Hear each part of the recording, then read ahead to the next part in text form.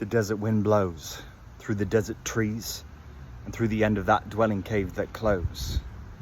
Lyca sees through that far horizon that they proclaim she doesn't know, and every grain whips up what she came for, the patches of sand that were ruined by the constructs of man.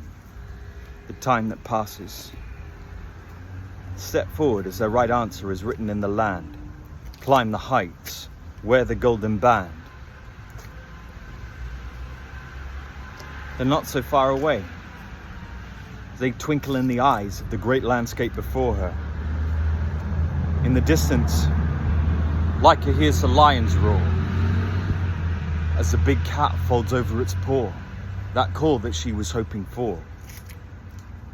The desert wind blows much louder than before. Now let it take you as it carries the lion's roar. For you were destined for much more.